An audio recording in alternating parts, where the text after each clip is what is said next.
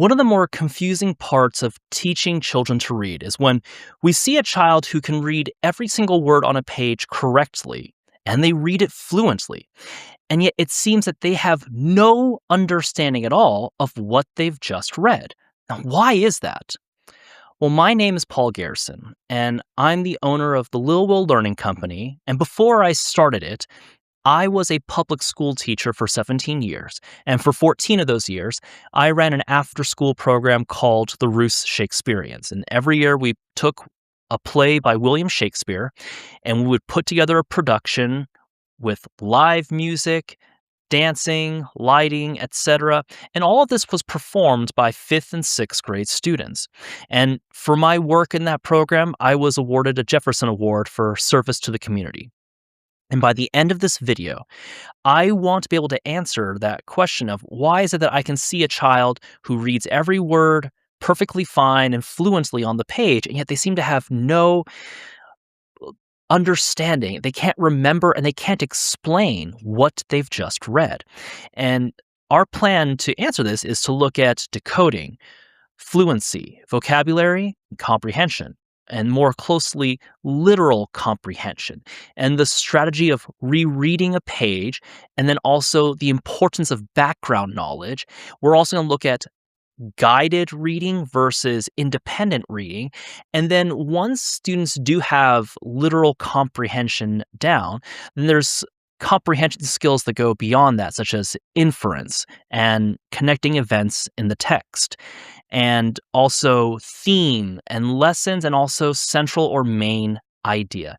And I want everyone to understand that just because a child can read the words and read them fluently on the text, it does not guarantee that comprehension happened. If your child can read smoothly, that's a great first start, but that's not the entire skill of reading. So if we look at the components of what makes up reading, the first two parts are going to be decoding and fluency. Decoding simply means being able to sound out the words and understand all of the sounds that are connected to letters and all of that, and then blending them together. Phonics, if for some people who know it by that name. And decoding is really important because it shows the child, here's the letters, here's the word and the letters attached to it, and here are the sounds attached to that, and we just blend them together, and that makes the word. So that's really important. And then fluency is just taking that skill but making it more automatic. Hence, instead of having to constantly sound out and blend, they get to a point where they can do it with such relative ease. It takes so much less strain on them to do it correctly that basically now we call that fluency, and that it's just that automaticity. So those two are really important. So when we see that child who's just reading the page perfectly fine, they probably have decoding and fluency down correctly. It's just important to understand that that's not the same thing as comprehension. So now, if you're the parent or the teacher, I can understand how frustrating this might be, but I want to rephrase it in a different way.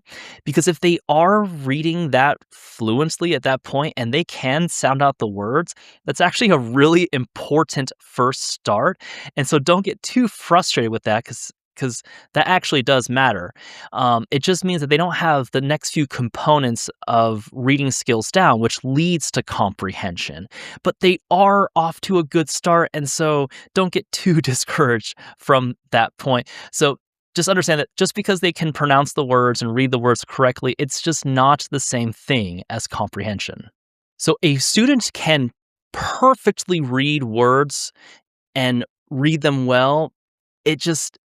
That doesn't mean they know it well enough to understand the sentence they've read. So after decoding and fluency are down, next comes vocabulary. And vocabulary just means, do they understand what the words mean? And there's many ways in which to teach students vocabulary. One example would be just morphology. Now, morphology is more the understanding of word parts or morphemes.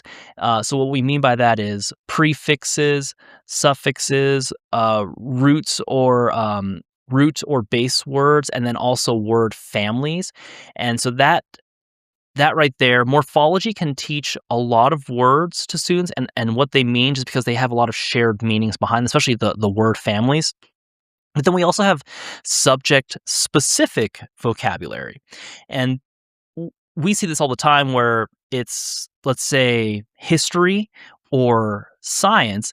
Those have a lot of subject specific vocabulary. Even sports have subject specific vocabulary. And then even novels, they have like vocabulary that's very specific to the story itself. So beyond morphology and then beyond that, those are kind of how students would learn vocabulary over time. And like a few examples of how to teach it. So before I would ever start reading a novel with students, or before we read a chapter or two, I would give them the vocabulary that's going to appear in the chapter beforehand, and it usually was some activity where they were having to categorize it or not only look up the words, but use it correctly in a sentence. They were doing some activity with the vocabulary before they would actually read a section. And the same thing when I would work with my students who were in the Shakespeare program. We would take, let's say, like 10 or so words that are going to appear in the next scene or the next section of a scene. And we would go over that and I would explain it, the context behind it, how it's going to be used, so that by the time they were acting out the scene and going over it, they understood not only what the word means, but and it was also how the character was using it in that scene. Um, so yeah, doing this though, I understand it takes a little bit of time and a little bit more work to go over these things beforehand, but it does help a lot if you're a parent or a teacher. The payoff is very, very good because now they're able to read through a section. They have far less confusion about it, and that's increased their vocabulary, which matters a lot. It makes them better readers. So just if they can't fully understand the ideas and the events of the book, if they're stuck trying to figure out what these one or two or five words mean. Before you ask, what does the story mean? Ask them what literally happened. So we call this literal comprehension, and it's exactly how it sounds. This is asking a child, well, who said this on this page, and what happened on page 17, and um, which was the character that dropped the cake. It's literally asking them what literally happened. And so what I want to point out is these are the easiest comprehension questions to ask. And maybe some people are thinking, well, that's just way too simple. No, I mean, I agree, but the thing is, a child has to start somewhere. And if a child is struggling with comprehension, starting off with just literal comprehension questions is still a good first start because at least they can point to evidence and go, yeah, I know so and so said this because my finger's pointing at the page where they said it. And so that does help a lot. And even when you're asking them literal comprehension questions, there's still a lot of things that are being assumed. You have to assume that their decoding is good, that their fluency is good, and that they have a decent amount of vocabulary built up. And there's also two more things that we're assuming when we ask them literal comprehension questions. We're also assuming that their reading environment is good and that they have the appropriate background knowledge to understand the reading or the novel. And so parents and teachers understand there's nothing wrong with asking literal comprehension questions. And there's nothing wrong with asking them after they've read a sentence or a paragraph or a page like, hey, tell me what literally happened there. And here's the thing, if they can answer it, great. It means you're getting ready to move on to more difficult comprehension questions. And if they can't answer that yet, just think, okay, well, is it their decoding? Is it their fluency, vocabulary? Were they distracted while they were reading? Or do they not have the background knowledge to understand what's going on here? And so if they can literally understand what's happening with the reading, it allows them to move on to deeper meaning and more difficult comprehension questions. Now, sometimes when a child is reading a book or a story, the story is assuming that that child knows a lot more than they actually do. And what I mean by this is background knowledge. In order for students to comprehend what they're reading, they do need background knowledge, which includes a long list of things. It basically includes history, culture, science, politics, geography, religion, mythology, human behavior, older language, etc., etc. There's so many things that the story is assuming that the reader knows about, and there's a good chance that the child just doesn't know about that. Now, to give an example of how I used to have to teach some background knowledge, so when I was helping students put together the Shakespeare productions, there was a lot of things I had to explain to them even while we're trying to put together the production. So I had to explain older European times and culture. I had to explain a lot of Roman and Greek gods and goddesses and mythology, along with all the vocabulary on top of that, just to give them the context of what are the characters referring to or talking about. And also with reading any piece of literature, it's assuming a lot of background knowledge, especially in terms of culture and in terms of historical knowledge as well. Now, how do you fix this? So the tough answer for this for both parents and teachers is simply that there is no easy fix to this. It's kind of a feedback loop. So what I mean by that is in order to gain more background knowledge, that child either has to read about it or learn about it in school.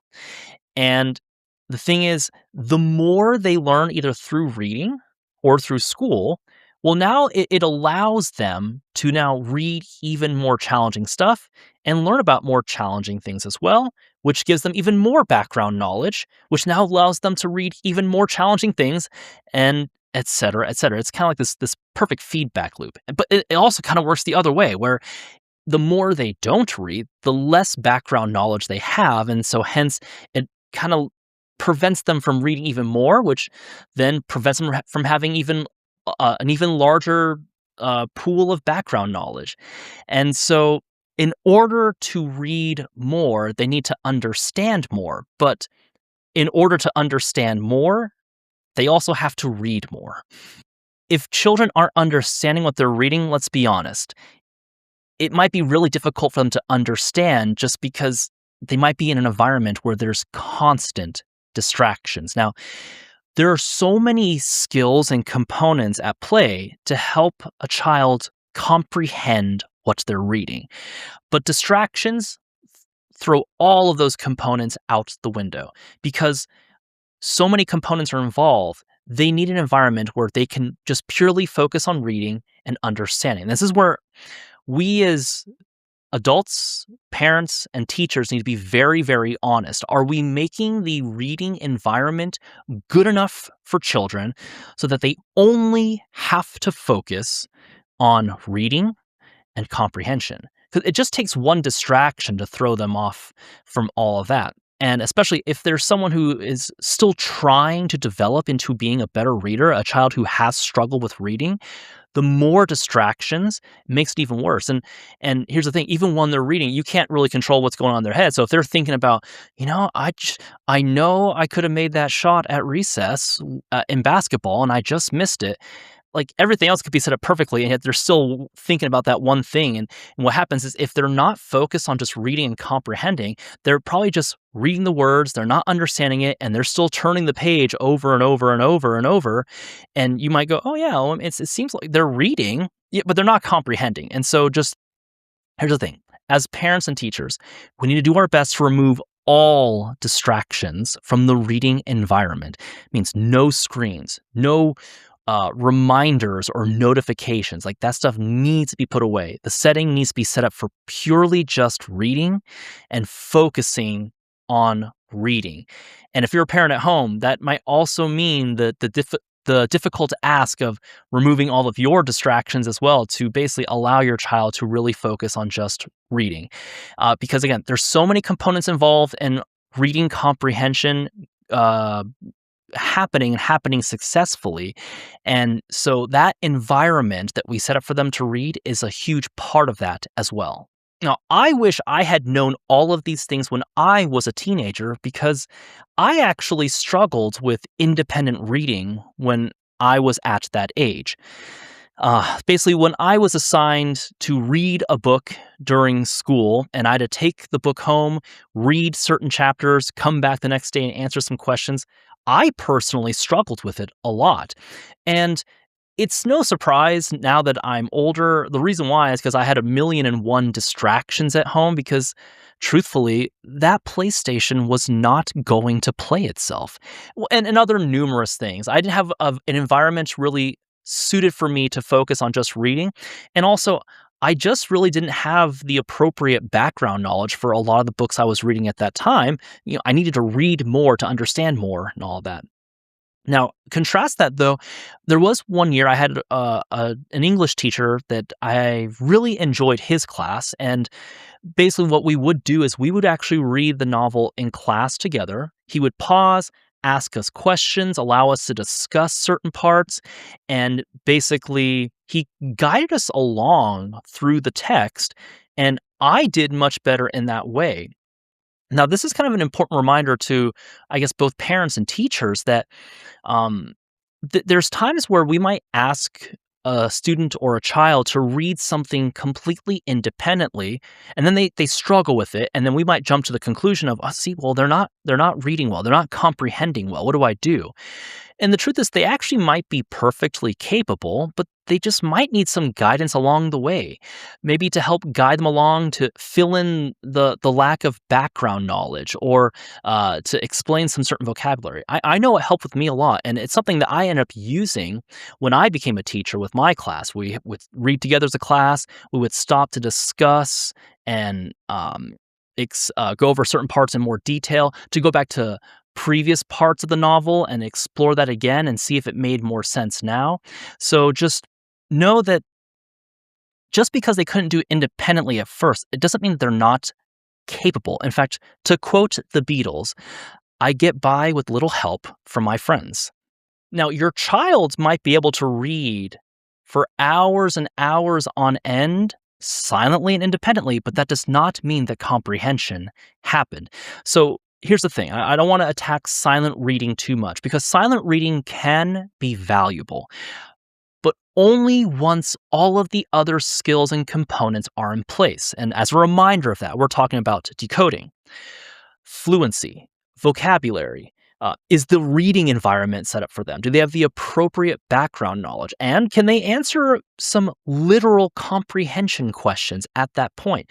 Now, if they have all that in place, yes, silent reading has its value. But again, if those aren't in place or the reading environment is off or they just don't have the background knowledge, what ends up happening, what we might see as parents and teachers is a child who's just constantly turning the page over and over and over.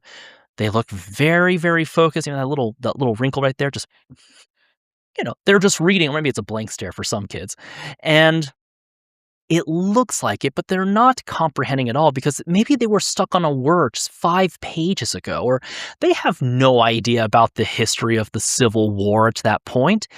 And as the pages just keep turning, they're not really understanding what they've read. So just understand, for parents and teachers, silent reading can be useful, assuming all the other components are in place. And if they're not, then silent reading, it becomes a lot of just going through the motion for them. So what can a child do to determine whether or not they're reading something and understanding it? Well, they can ask themselves, do I understand this? And then reread it. So we know that throughout a lot of human history, or at least through a lot of just history, that there have been plenty of people who have read something independently on their own and they've understood it. So I don't want this to be this case where I'm saying independent silent reading can never help, because no, there obviously it's worked. But what it is if we're going to teach children to read independently, we need to give them a few more skills with that. So one thing is to just literally teach them to read a part. Then they need to ask themselves, do I understand this? And then if they go, okay, I don't, then they need to go back and reread it. And think of this in terms of units of text. Start them off with literally a sentence. Have them read a sentence and then have them ask themselves, what was that sentence about? If they can answer it, great, they're comprehending. And if not, have them go back and reread it. And who knows why they didn't understand it. Maybe they were just distracted. Again, basketball. They didn't make that one shot. Or maybe they don't know, what they mean when they say, I don't know, fire hydrant. It's a vocabulary issue. It could be a background knowledge issue. Start small, start with a sentence. Once they can do that, then start building up to where they're reading independently, have them read a paragraph and then ask them, or they ask themselves, what did that mean? If they can answer it, great. Keep that going and eventually we move on. If not, reread it. And it's that same kind of pattern over and over. Once they're done with the paragraph, have them read a page. Then have them read a chapter. And then hopefully eventually it's to a whole book. But that strategy of just pause for a second. Do I understand what I've just read? And if not, then go back and reread it. It's a very powerful tool for both parents and teachers when trying to have a child read independently but still comprehend what they've read. I accidentally stumbled upon a great way to do repeated and structured reading and without realizing it. So, for 14 years, I ran this after school Shakespeare program, and we did a play every year. And it was the natural process of how to do a rehearsal that led me to this discovery. So, during the rehearsal process, I basically had to break down a lot of what the play was saying, essentially, because Shakespeare can be difficult for any 10 to 11-year-old. And what I kind of had to do was I had to explain a lot of things ahead of time, and then we had to practice a scene a lot of times anyway and go over it over and over again. So to start off, I always first gave him a summary of the entire play, and then we would start to go into individual scenes, and I would give a summary of the scene beforehand and explain a few words. And then once we started actually going into acting out the scenes, I would then give the vocabulary ahead of time and give context of certain parts and lines. And then when we practice it, we would read it over and over and over because, there's some scenes we'd go over it multiple times throughout a year. And what I didn't realize at the time was that constant rereading of these scenes over and over and over and explain the vocabulary ahead of time, it really improved their ability to read, but also to comprehend what the play was about and what the text was saying. Because again, Shakespeare can be difficult for even adults, let alone a 10 or 11-year-old child. And so for parents and teachers, I want to kind of point out that I'm not saying that you have to go and do Shakespeare with your students, but what I just found is that the power of just rereading something multiple times greatly improves their comprehension. So don't be afraid of rereading it. Not even just for the fluency part, which helps the actors with their lines, but also the comprehension part as well. Give them multiple attempts to read something and even read it out loud. It will really help them out. And if they stick with it long enough, they will eventually understand it. Fun books matter, but a child can't do only one type of reading forever. And so what I mean by that is entertaining books, they have a place. They help build the reading habit. They help build reading confidence, and that is good. But the thing is, students will also need books that push them, that stretch them, that builds their vocabulary, builds their knowledge, also builds their reading stamina. Now, when I was growing up, I loved reading the sideways stories from Wayside School books. I couldn't get enough of them. And in fact, side note, there was one character named Paul who always pulled a girl's pigtails named Leslie. I got teased for that a lot. I don't care. I still love that book. Now, that being said, I read all those, and I would also read the Goosebumps series, and I'm sure anyone around my age probably can relate to that. And once I was done reading them, I would just read them again and again and again and again. Now, that's fine. Now, but eventually, as I got older, I had to start reading books that challenged me more. And that's what I need. I guess what I want to get across with this one here is that if you're a parent or a teacher, fun reading has a place. So don't feel bad about that.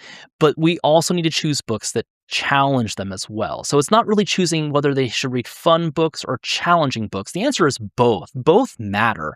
Both will not only help with the habit and confidence of reading, but the more challenging books will push them to teach them new vocabulary, new background knowledge, and like I said, reading stamina, just the ability to read for longer and longer and longer as well. So yes, fun books, they build the habit, but knowledge rich books help build the mind. So they can read and understand what the book is saying, but can they understand what the text implies? Now, this next skill is what we call inference, or what is the text inferring? Again, let's just assume everything else is happening correctly. They're decoding correctly, reading fluently, good vocabulary, good background knowledge. The reading environment is basically set up so that there's no distractions, and they can comprehend what is literally happening on the page. So the next few comprehension skills go beyond that, beyond what the words are saying. The first one is inference. What's the text imply? And so this involves like character motivation. What are their emotions? And what are some conclusions that we can draw from certain clues that were given to us? It's basically trying to figure out, what did the author not directly say? Now, I had a few novels that I had read that I thought got this point across really well. So one was called The City of Ember, and depending on which former student of mine you asked, it was a great novel or it was just, I liked it though. And I'm going to ruin the story here. Basically, the City of Ember was a or a city surrounded by darkness, and it was the only place that had light. And they were trying to figure out why the lights were going out. And there was many things that the author never directly says. Eventually, by the end, they figure out they were surrounded by darkness because the whole city itself was underground, and they didn't realize it. Or there is this amazing novel called The Westing Game, and it's this murder mystery, and you have to try to figure out which of the 16 heirs in this game is the murderer. But again, it involves inference because the author never directly says who it is. You have to figure out what it is that they're not saying. And there's also just a funny one from the play Much Ado About Nothing by William Shakespeare, where the character Beatrice says, "Against my will, I am sent to bid you come in to dinner." And the character of Benedict, he says, there's a double meaning in that, meaning she didn't really meant what she said. She meant something behind the words of what she said. It's a funny little joke there, but all inferences is just, what do we need to figure out from what the author is not saying? So if you're a parent or teacher, if you can get your child or your students to basically comprehend literally what's happening on the page, it's a great first step.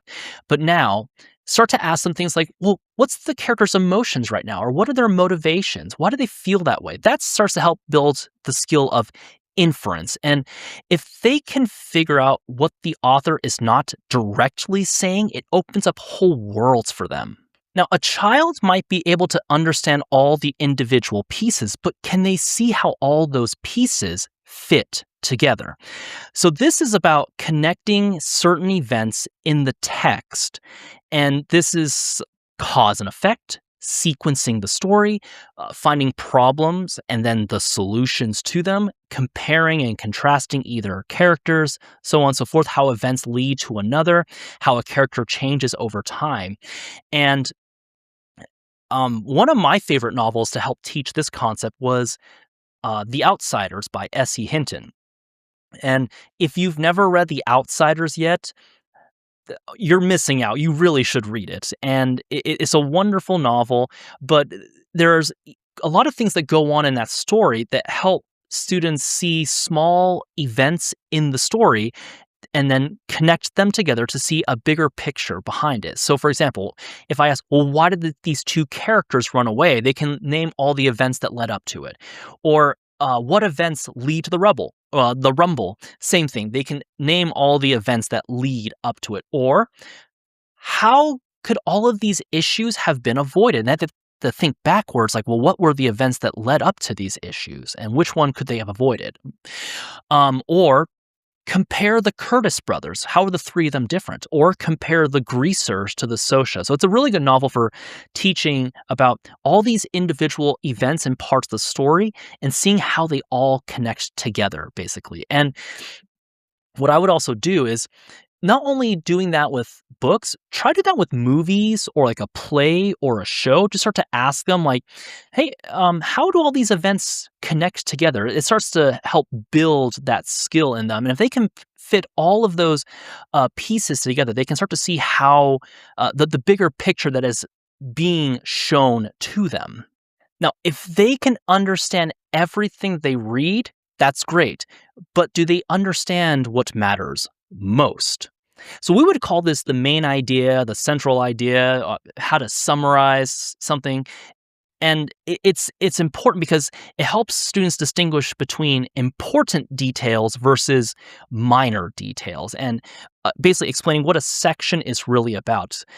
And I want to give a funny example behind this to get this point across. So let's say you have a child who has to read a paragraph. Now, this paragraph talks about how healthy broccoli is for them. And it also explains that uh, fiber is in berries and in avocados. And it also talks about all the vitamin C that you would get from oranges. And then also how blueberries contain antioxidants. Now, after they read that paragraph, let's say you ask them, hey, give me the main idea of that paragraph. Give me the central idea.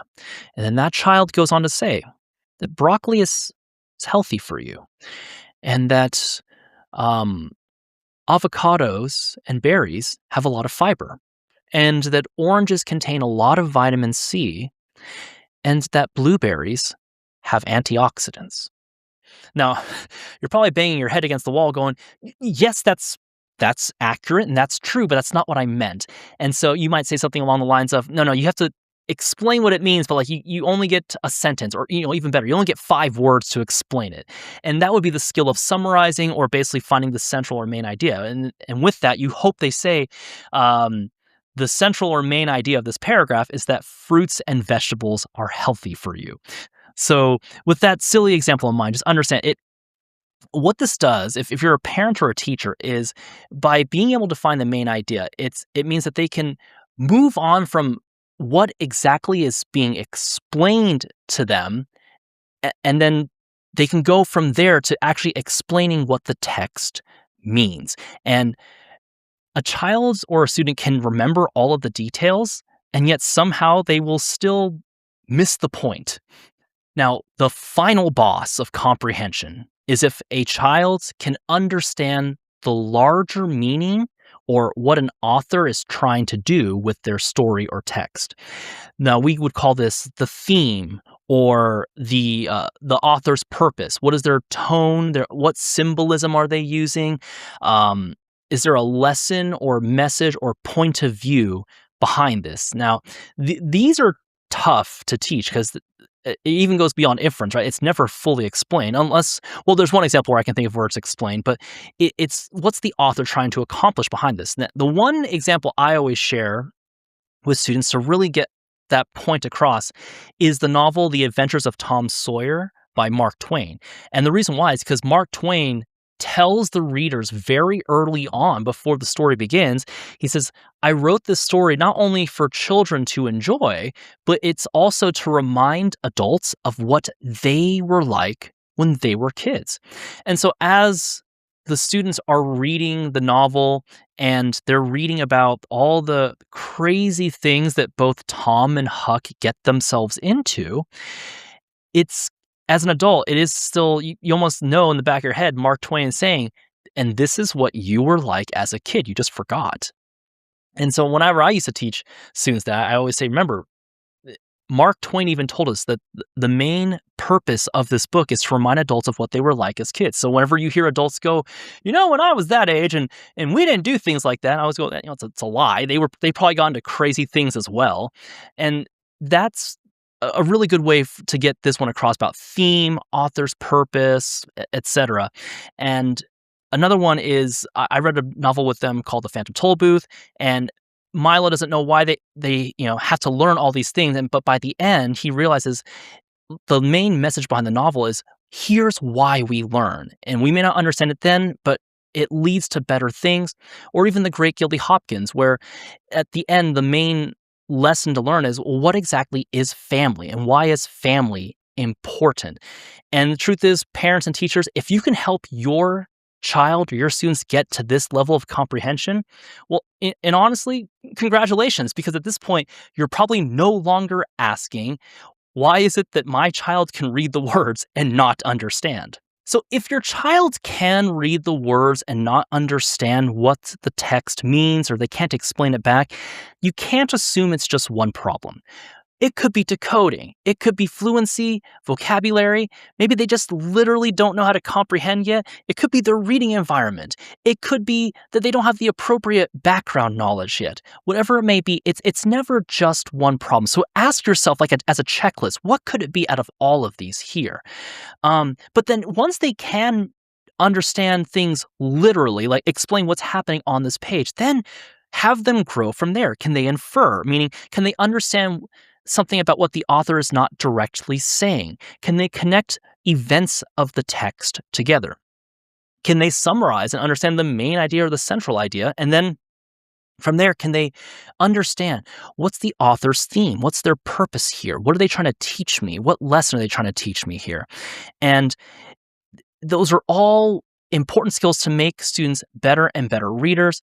And so the final thing is, just because they read over and over and over, it doesn't mean that they're comprehending. But once they can explain all of those, you have a very, very strong reader then.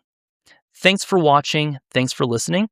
And until next time, take care.